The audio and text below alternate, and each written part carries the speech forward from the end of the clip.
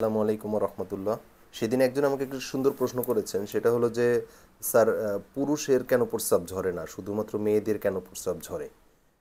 বিভিন্ন সময় হাঁচি কাশি দিলে অথবা হাঁটতে গেলে অথবা যে কোনো একটু বয়স বেশি হয়ে গেলেন দাদি নানি চাচিদের ক্ষেত্রে দেখা গেল যে সামান্য একটু এক্সারশন বা পরিশ্রম করলে দেখা গেল যে দু এক ফোঁটা প্রস্রাব লিক হয়ে যায়, কিন্তু যেটা পুরুষের কিন্তু সেটা সাধারণত খুব সহজ না।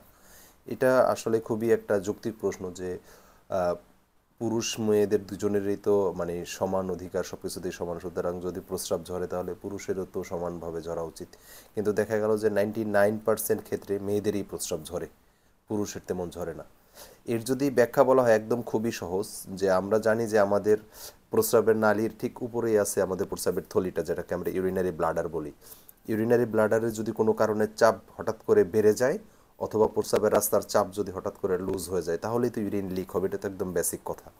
সুতরাং এই যে যে ইউরিনটা লিক হয়, যাদের ক্ষেত্রে দেখা গেল যে এই যে প্রস্রাব যেই এক্সিট ওয়েটা কেউ টাইট করে যে আটকে রাখতে পারে, তারই দেখা গেল যে ও যখন হাঁচি কাশি দেয় প্রস্রাবের থলির উপরে চাপ পড়ে, তখন কিন্তু সাধারণত লিক হয় না।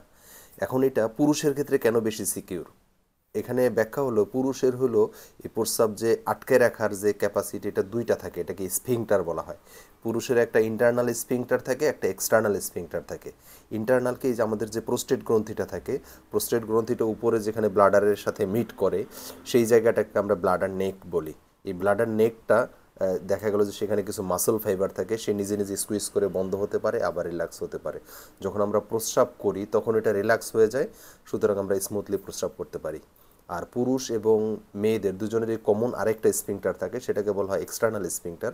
সেটা হলো আমাদের স্কেলেটাল মাসল দিয়ে তৈরি, মানে সেটা আমরা ভলান্টারিলি কন্ট্রোল করতে পারি, যে আমরা যদি চাই সেটাকে চাইপা ধরতে পারি, আমরা চাই সেটাকে রিল্যাক্স করতে পারি।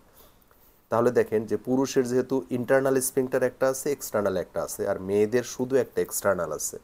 এই কারণে দেখা গেল যে যার দুইটা তালা দেওয়া থাকবে তার তো বেশি সিকিউর থাকবে, এটাই স্বাভাবিক। আর যার একটা তালা, তার ওই তালাটা তো যে কোনো সময় খুলে যেতে পারে অথবা নষ্ট হয়ে যেতে পারে অথবা দুর্বল হয়ে যেতে পারে, যার কারণে ওইটা লিক হতে পারে।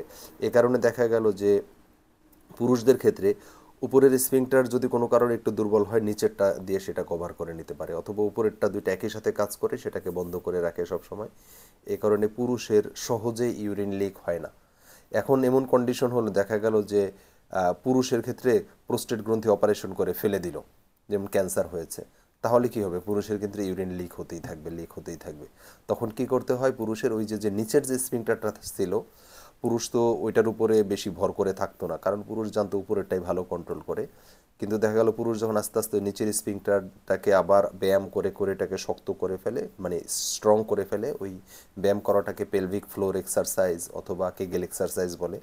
ওই এক্সারসাইজ করে যখন পুরুষ আবার এটাকে স্ট্রং করে ফেলে তখন কিন্তু আবার তার লিক হয় না।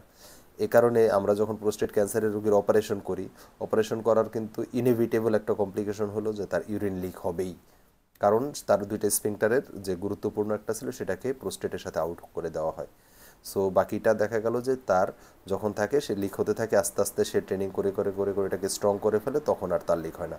আর মেয়েদের যেহেতু জন্মগতভাবে আছেই একটা, সুতরাং সেই একটাকে যদি সে স্ট্রংলি ইউজ না করে অথবা স্ট্রং না বানাতে পারে, তাহলে দেখা গেল যে হাঁচি কাশি দিলে ওটাকে অনেক সময় স্ট্রেস ইনকন্টিনেন্স বলে, অথবা দেখা গেল সে একটু ভারী কাজ করতে যাচ্ছে তার লিক হলো। এইসব কারণে দেখা গেল যে পুরুষের ক্ষেত্রে সাধারণত ইউরিন লিক হয় না, কিন্তু মেয়েদের ক্ষেত্রে ইউরিন লিক এটা অনেক কমন। আশা করি সবাই বুঝতে পেরেছেন। আসসালামু আলাইকুম।